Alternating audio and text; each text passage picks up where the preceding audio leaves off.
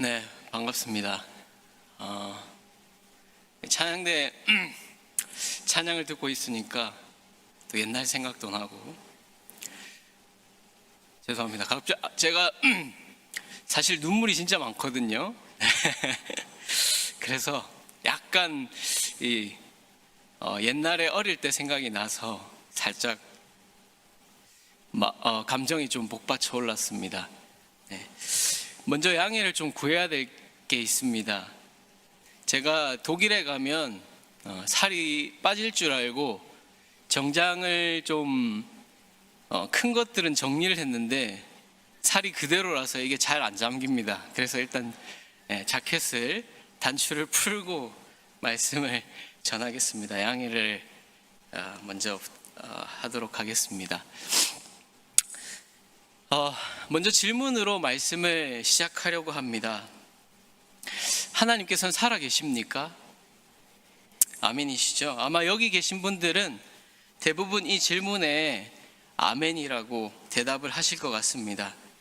이 황금 같은 주일의 시간을 내어서 교회에 출석해서 하나님을 예배하시는 분들이니까 아마도 당연하게 하나님이 살아계시다고 믿으실 것 같습니다.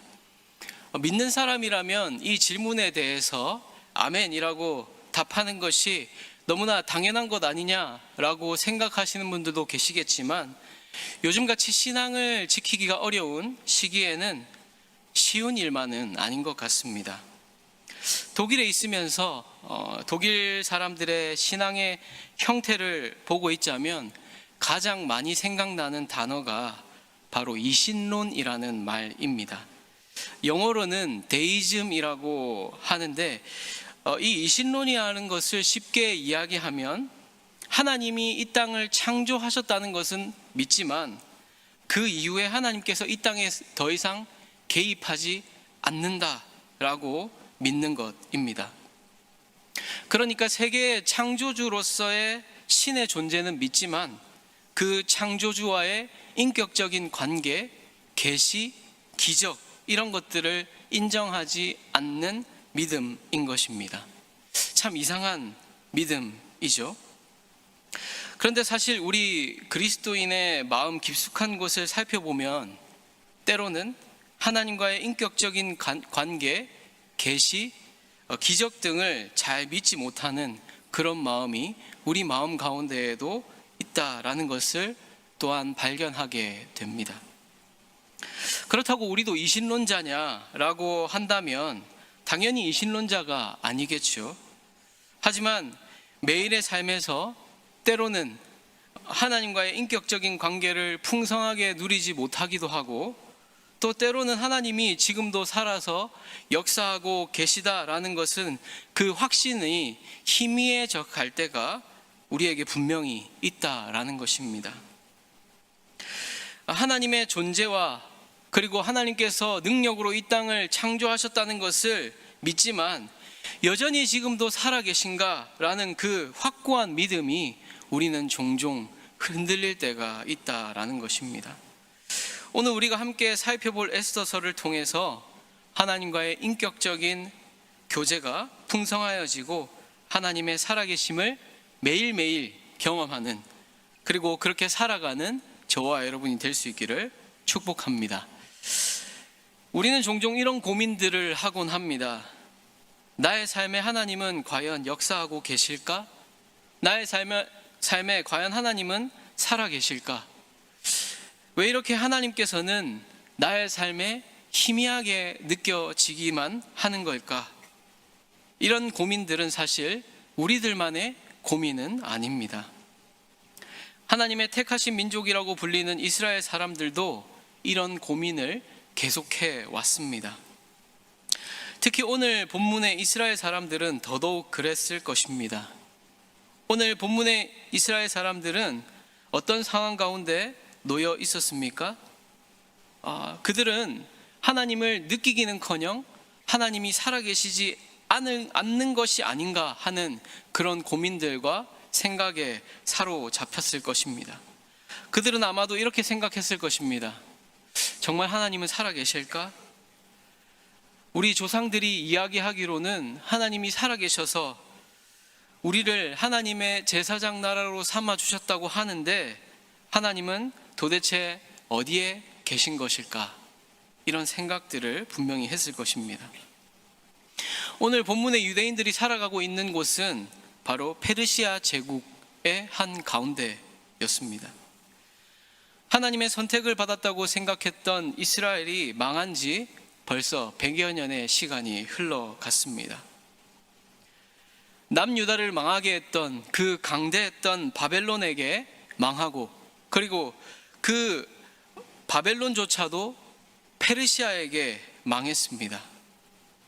과거에 제사장 나라라고 생각했던 그 이스라엘이라는 나라는 이제는 점점 잊혀져 갔습니다. 그리고 그들이 섬겼던 하나님도 잊혀져 갔습니다. 이제는 이 나라 저 나라에 흩어져서 살아가는 디아스포라 신세가 되어버리고 만 것입니다. 고향을 잃은 슬픔, 그리고 나라를 잃은 슬픔, 그 슬픔이 얼마나 크겠습니까? 생각하기 나름이지만 저도 타향살이를 하고 있으니까 고향을 잃어버린 사람이라고도 할 수 있겠습니다. 하지만 항공권료만 있으면 이번처럼 고향에 오고 싶으면 언제든지 올 수 있는 그런 처지입니다. 그래서 사실 고향을 잃은 슬픔을 아직 제대로 느껴본 적이 없습니다. 그런데 제가 우리 남교회 청년일 때 청년부에서 독거노인분들을 찾아다니면서 필요한 것들을 드리기도 하고 또 이야기도 들어드리곤 했습니다. 그럴 때 종종 이북에서 오신 분들을 만날 때가 있었습니다. 그분들과 이런저런 이야기를 하다 보면 항상 듣는 이야기가 있습니다. 어떤 이야기인가 하면 아직도 잘 때 고향이 눈앞에 선하다. 눈만 감으면 고향이 눈앞에 선하다. 죽기 전에 고향에 한 번만 가보고 싶다. 이런 이야기들을 하시면서 눈시울을 붉히는 그런 모습을 볼 때마다 참 마음이 아팠습니다. 그 괴로움과 아픔은 감히 제가 상상조차 할 수 없는 그런 고통이었습니다. 고향을 잃고 나라를 잃고 다른 나라에 더부살이 하는 것도 서러운데 오늘 본문에 찾아온 이스라엘에게 찾아온 이 어려움은 훨씬 더 큰 어려움과 괴로움이었습니다. 13절 말씀에 보면 모르드게는 유대인들이 죽음의 문턱 앞에 있음을 페르시아의 왕후인 에스더에게 통보하고 있습니다. 그리고 심지어 왕후이면서 유대인인 에스더조차도 죽을지도 모른다라고 이야기하고 있습니다. 표준 세번역에서는 왕후께서는 궁궐에 계시다고 하여서 모든 유다 사람이 겪는 재난을 피할 수 있다고 생각하십니까? 라고 번역하고 있습니다. 결국에 왕후라는 자리에 있는 에스더조차도 죽음을 면치 못할 아주 크나큰 위기가 유대인들에게 닥치고 있다라는 것입니다. 이런 죽음의 공포 앞에 과연 유대인들은 하나님께서 살아계시다라고 할 수 있겠습니까? 아니, 고향을 잃은 것도 서러운데, 나라를 잃은 것도 서러운데 이제는 목숨까지 잃게 되다니 라고 생각하지 않겠습니까? 하나님 어디에 계십니까? 우리가 하나님의 백성이 맞습니까? 하나님 안 계신 것 아닙니까? 이런 마음이 절로 들지 않겠습니까? 당시의 유대인들에게는 하나님이 아주 멀리 계신 분, 마치 존재하지 않는 분처럼 느껴졌을 것입니다. 우리의 삶에서는 어떻습니까? 우리가 매일매일 살아가는 이 세상 속에서는 하나님의 살아계심이 느껴지십니까? 하나님께서 여러분이 있는 그곳에 계십니까? 이신론자들의 생각처럼 하나님은 이 땅을 만드셨지만 우리와는 별로 상관없는 분이라고 느껴지지는 않으십니까? 독일에서 왔으니 독일 이야기를 하지 않을 수가 없는데요. 독일에 있다 보면 대부분의 독일인의 마음속에 하나님이 과연 정말 계실까 하는 생각과 의문이 듭니다. 독일은 인구의 절반 정도가 로만 카톨릭 교회를 다니든 개신교회를 다니든 교회라는 곳에 소속되어 있습니다. 그 중에서 개신교회만 개수를 하면 21% 정도가 됩니다. 우리나라의 개신교 비율이 15%에서 20% 정도라고 하니까 우리나라보다 조금 더 높은 수준의 비율이라고 할 수 있겠습니다. 그런데 신기하게도 많은 교회들이 주일마다 텅텅 비어 있습니다. 물론 그 가운데에서도 신앙을 열심을 가지고 또 교회를 섬기는 분들도 분명히 계시지만 참 그런 분들을 찾아보는 것이 오히려 더 어려운 현실입니다. 제가 사는 동네에도 교회 건물이 3개가 있습니다. 그런데 그 중에서 2곳만 매주 예배를 드리고 한 곳은 비정기적으로 모이고 있습니다. 참고로 저는 프랑크푸르트 집값이 비싸서 프랑크푸르트 남쪽의 작은 시골 도시에 살고 있어서 저희 동네는 독일인 비율이 꽤 높은 편입니다. 그런데도 교회가 그리고 교회 성도들이 많이 모이지 못하는 그런 상황 가운데 있습니다. 다문화, 다민족, 그리고 다종교 지역인 프랑크푸르트 지역은 더욱더 심할 것입니다. 실제로 저희 교회가 임대료를 주고 세들어 사용하고 있는 장소도 원래는 교회 건물이었습니다. 그런데 그 교회 건물이 활용도가 점점 낮아지다 보니까 독일 교회에서 리모델링을 해서 교육관으로 용도를 변경하였습니다. 그래서 다양한 사람들에게 피아노 레슨 장소로, 그리고 콘서트 장소로, 문화 공연 장소로, 문화센터 장소로의 역할을 하면서 임대료를 받고 있는 상황입니다.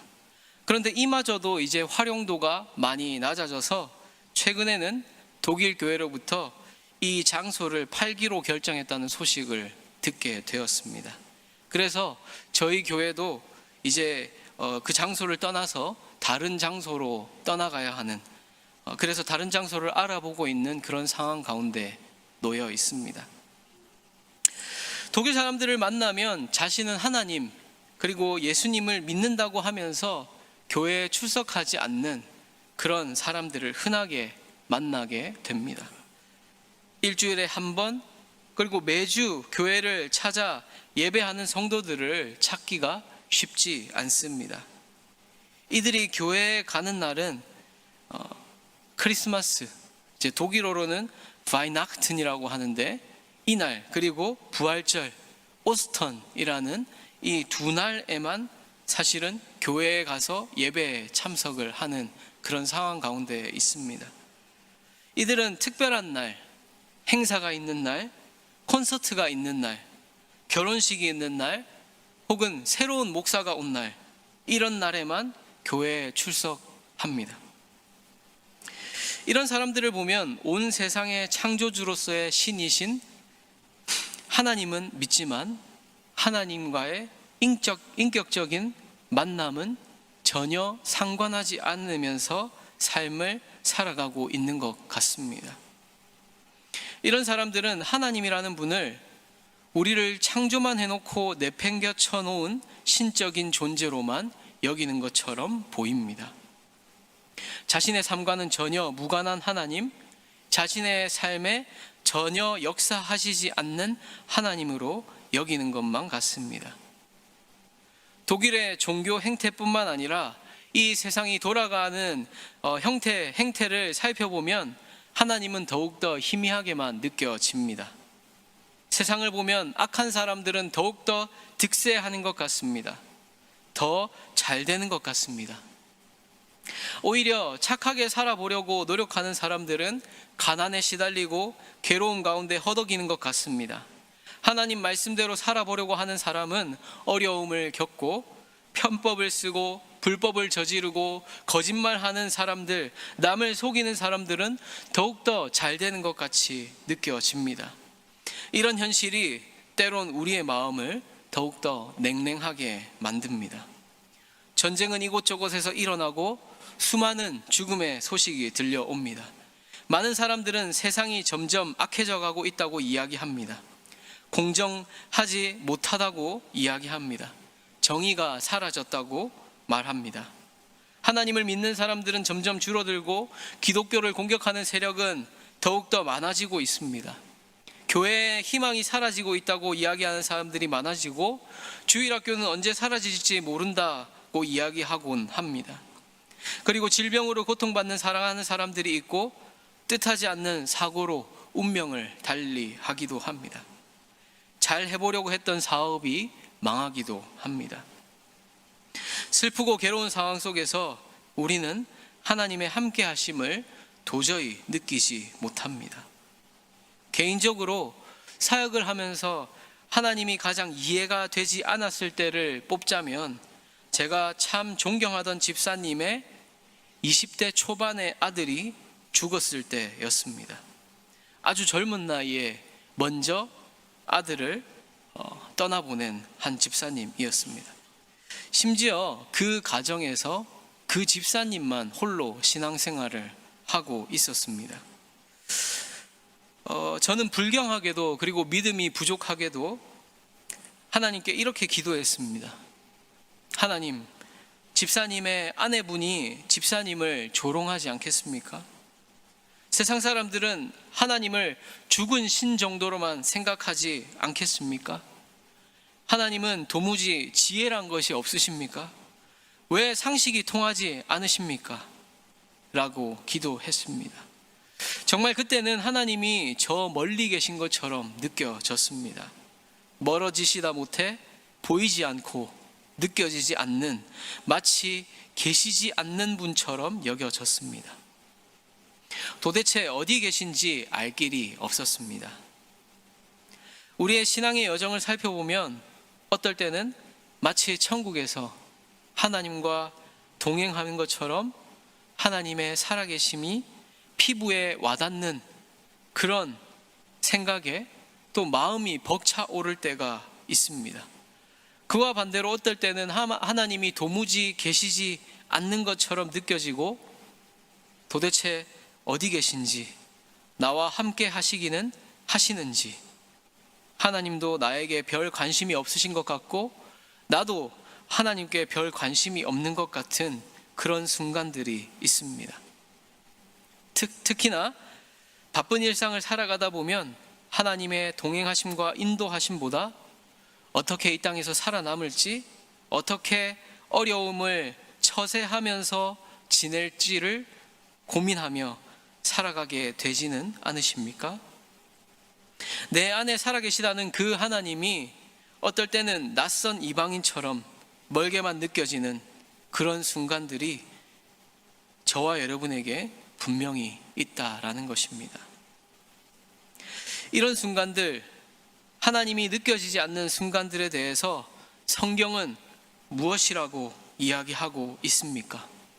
성경은 우리에게 여전히 하나님은 살아계신다라고 말하고 있습니다.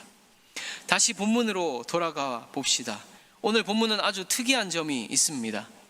본문의 특이한 점은 이 본문이 아주 중요한 본문임에도 불구하고 하나님이라는 단어가 단 한 번도 등장하지 않는다라는 것입니다. 사실 오늘 본문뿐만 아니라 에스더서 전체에서 하나님이라는 단어가 등장하지 않습니다. 아마 신앙생활을 오래 하신 분들은 몇 번 들어보신 이야기라고 생각이 됩니다. 그런데 어떻게 이 성경에 하나님이라는 단어가 단 한 번도 등장하지 않는데 우리는 어떻게 이 책을 성경이라고 할 수 있을까라는 질문을 해결하는 과정이 바로 우리가 하나님을 발견하는 과정이 될 것입니다. 14절을 한번 살펴보겠습니다.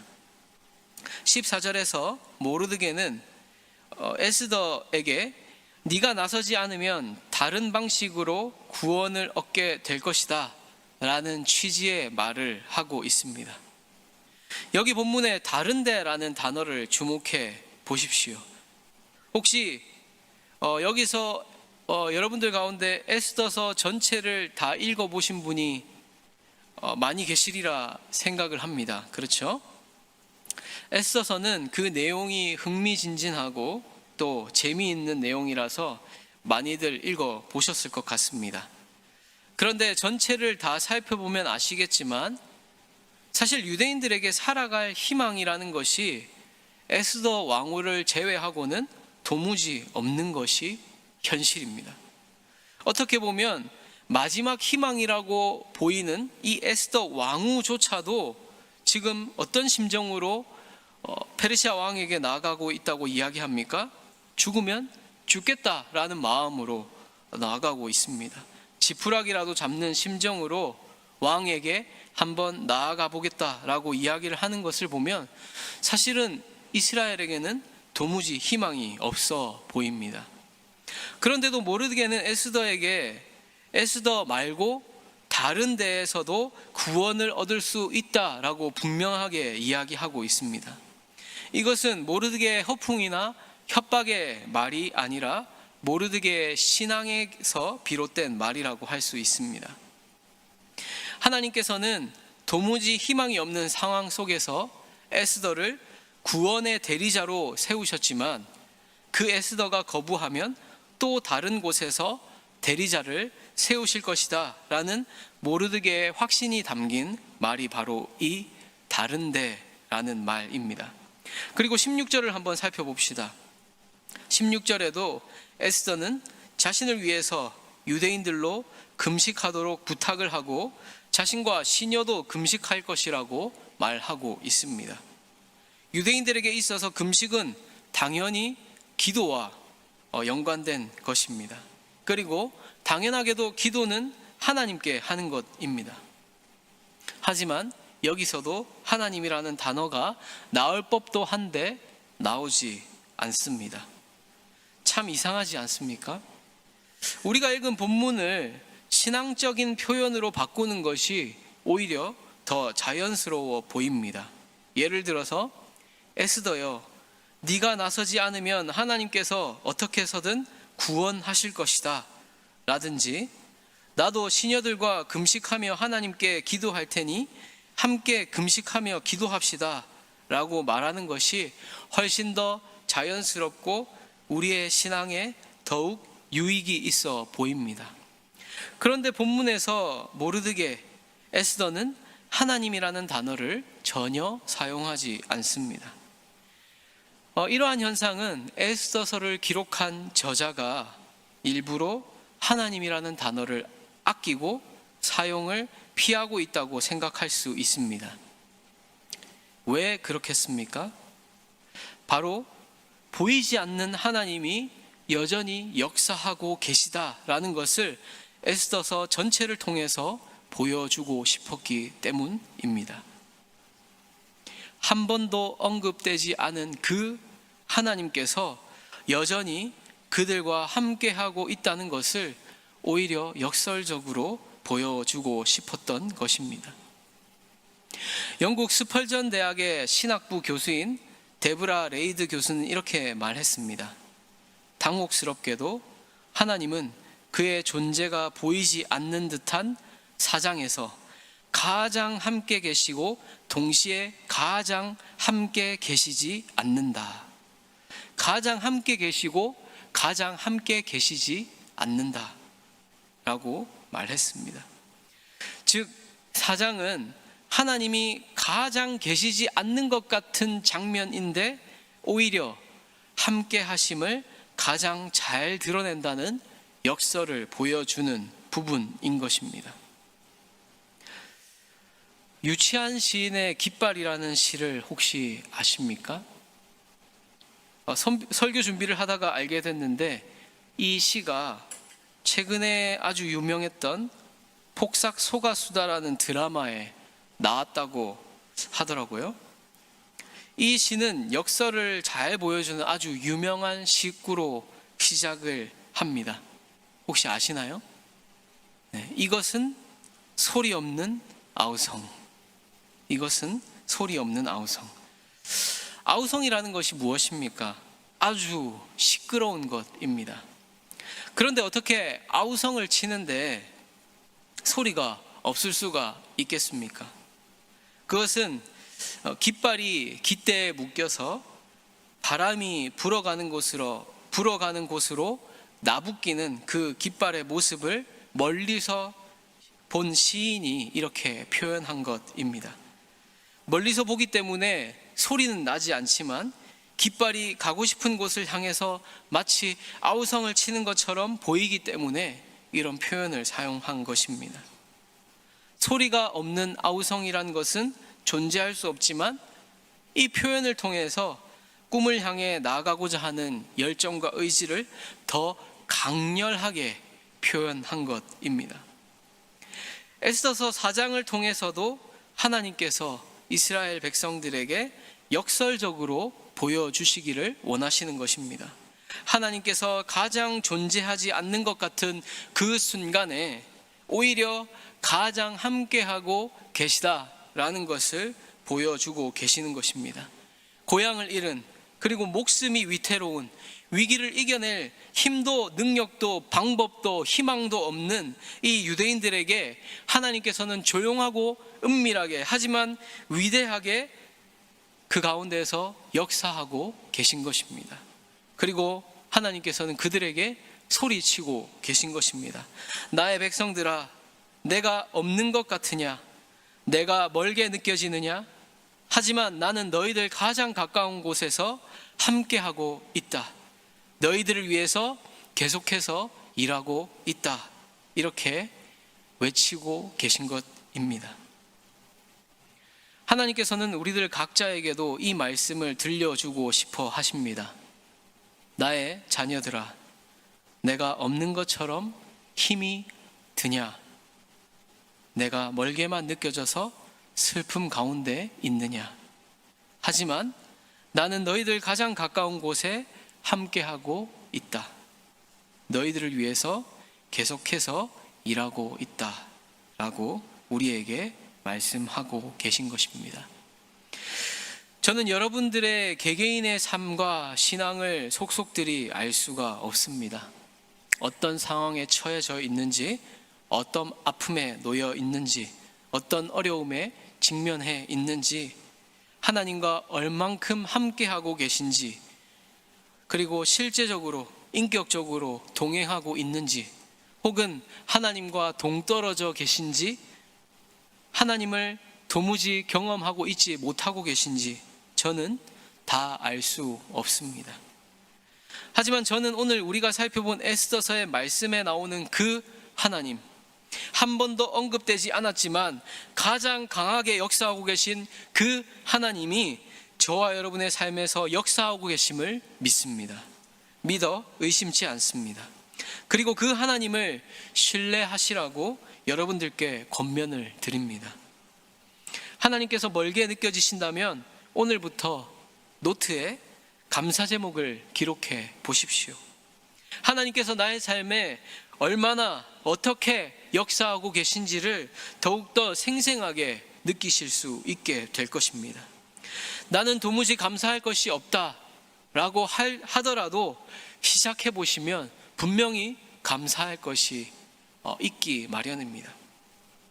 그리고 시간을 정해서 짧은 시간이라도 하나님께 기도하십시오. 하나님을 구할 때 역사하심을 경험하게 될 것입니다. 특히 이렇게 가슴에 손을 얹고 기도해 보십시오. 이 손을 얹는 게 별것 아니지만 하나님께서 함께 하심이 조금이나마 더 느껴질 것입니다. 특히나 바쁜 가운데에 정신이 없을 때 잠깐, 아주 잠깐, 대중교통을 이용할 때, 그럴 때 5초라도 시간을 내서 하나님께 기도로 구해 보십시오. 하나님께서 분명히 응답하실 것입니다. 그리고 내가 가진 능력들로 다른 이들을 섬겨 보십시오. 나에게 재능을 주신 하나님을 찬양하게 될 것입니다. 그리고 나에게 재능을 주신 그 하나님께서 나를 통해서 역사하심을 경험하게 될 것입니다. 그리고 어려운 일이 있다면 모르드게와 에스더처럼 공동체 지체들과 함께 기도 제목을 나누십시오. 하나님께서는 개개인에게도 역사하시지만 공동체 가운데에 더욱더 크게 역사하십니다. 제 짧은 신앙의 경험상 하나님께서 내 개인의 삶에 역사하시는 경우보다 공동체가 함께 하나님을 위해서 모이고 함께 일하고 하나님께 기도할 때에 훨씬 더 하나님께서 일하시는 것들을 더 많이 경험하는 것을 보게 됩니다. 그리고 함께 모여서 기도하십시오. 부서별로, 구역별로 온 교회가 함께 모여서 기도하는 일에 힘쓰시기를 축복합니다. 그리고 각자의 삶에 역사하시는 하나님을 서로 나누고 함께 체험하시기를 축복합니다. 함께 모여서 재테크 이런 이야기보다 하나님께서 나의 삶에 어떻게 역사하시는지, 그리고 나의 삶에 하나님께서 어떠한 감사의 제목들을 주셨는지 함께 나누고, 또 그 가운데에서 서로를 위해서 기도해주고 어려운 가운데에도 기도해줄 때에 하나님께서는 그 가운데에서 역사하시고 함께 하실 것입니다. 하나님께서 나 개인에게 역사하시는가라는 좁은 시선에 갇히게 되면 오히려 하나님의 역사하심을 보기가 쉽지 않습니다. 하지만 우리 공동체에 역사하시는 하나님을 보게 되면 하나님께서는 여전히 일하고 계시는구나 하고 무릎을 탁 치게 될 것입니다. 남교회가 이런 고백들이 차고 넘치는 행복하고 기쁨이 넘치는 교회, 말씀이 일상이 되어서 일상 속에 하나님을 체험하는 교회가 되기를 축복합니다. 말씀을 맺겠습니다. 사랑하는 남교회 성도 여러분, 하나님은 볼 수 없습니다. 만질 수도 없습니다. 들을 수도 없습니다. 그리고 냄새를 맡을 수도 없습니다. 그래서 하나님이 때로는 멀게만 느껴질 때가 종종 있습니다. 하나님이 계시지 않는 것처럼 느껴질 때도 종종 있습니다. 하지만 하나님께서는 여전히 계십니다. 하나님께서는 오늘 말씀을 통해서, 하나님께서 허락하신 공동체를 통해서 볼 수도 만질 수도 들을 수도 없는 하나님께서 지금도 역사하고 계시다는 것을 우리에게 여전히 보여주고 계십니다. 저와 여러분이 오늘 말씀의 그 하나님을 기억하며 어려움이 있을 때나 너무 바빠 하나님을 잊고 살 때나 매 순간마다 여전히 함께 하시고 역사하고 계심을 신뢰하면서 하나님과 동행하는 삶을 사시기를 축복합니다. 마지막으로 하나 더 부탁을 드리면 독일 땅을 위해서도 기도해 주시기를 부탁을 드립니다. 종교개혁의 땅인 독일 땅이 다시 한번 복음으로 회복될 수 있도록 기도해 주십시오. 독일 땅에도 여전히 뜨거운 신앙인들이 몇몇 있는데 이들이 힘을 잃지 않고 계속해서 독일 땅을 위해서 또 독일 땅을 일깨워 가도록 기도해 주시기를 부탁을 드립니다. 함께 위해서 기도하면서 살아계신 하나님을, 그리고 그 하나님의 역사하심을 맛볼 수 있는 저와 여러분이 되기를 축원합니다. 기도하겠습니다. 하나님 감사합니다. 주님, 하나님은 여전히 우리와 함께 계십니다. 하나님은 여전히 지금도 살아 계십니다. 때론 우리가 바빠서, 때론 우리의 어려움 때문에 하나님이 멀게만 느껴진다 할지라도 그 가운데에서도 살아서 역사하고 계십니다. 고향을 잃고 타향살이를 하며 이제는 목숨도 부지할 수 없는 그 유대인들 가운데에서 하나님께서 어떻게 역사하셨는지를 우리는 말씀을 통해서 보게 됩니다. 주님, 우리의 삶 가운데에서도 역사하셔서 우리가 매일매일 하나님을 경험하며 살아갈 수 있도록 주여 인도하여 주시옵소서. 독일 땅에도 그런 놀라운 역사가 간증이 넘쳐날 수 있도록 주여 인도하여 주시옵소서. 감사를 드리며 예수 그리스도의 이름으로 기도합니다. 아멘.